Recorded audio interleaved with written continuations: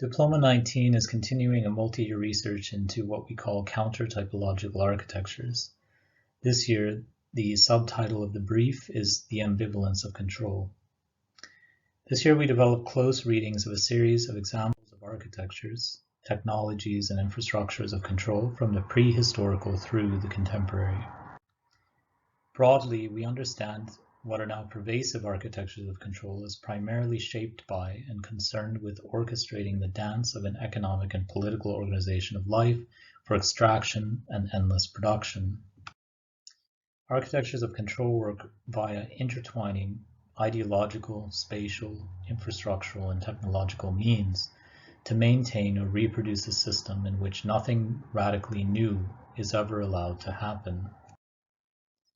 Far from being obviously oppressive or disciplinary, though, architectures of control depend on architects to act like alchemists, compose or orchestrate the dance that gives control a semblance of therapy, protection, self-realization, or even gives a sense of command to the user. This is perhaps why some of the most obvious examples of control infrastructure and architecture that we've looked at include, for example, education, research and training facilities, but also retreats, parks, leisure, and therapy architectures. We studied these as counterbalances in relation to architectures of work and entrepreneurialism. Though we architects have the best of intentions, when we try to problem solve, pursue political ends, pursue sustainability or community in an idealistic and unrigorous way, yet we still end up working within the same system and under the same patronage.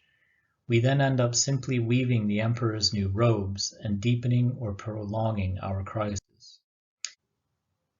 Therefore, in Diploma 19, we work on ourselves as subjects and future architects to help unlearn, cast suspicion on, and test inherited concepts, sets of ideas, tasks, and assumptions wrapped up with current architectural practice proper.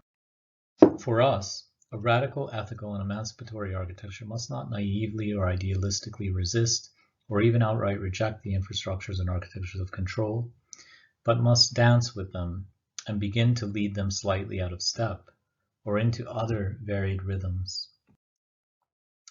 We study the ways that people are already modifying the dance or are profaning and misusing the architecture of control, and we try to amplify these.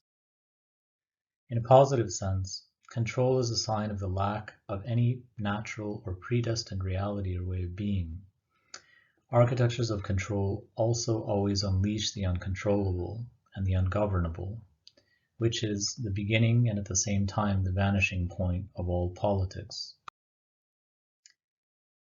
In Diploma 19, we want to suspend architecture's instrumentalizing functions and open the city to experimentation with new social relations, forms of kinship, and forms of life for pleasure, not profit.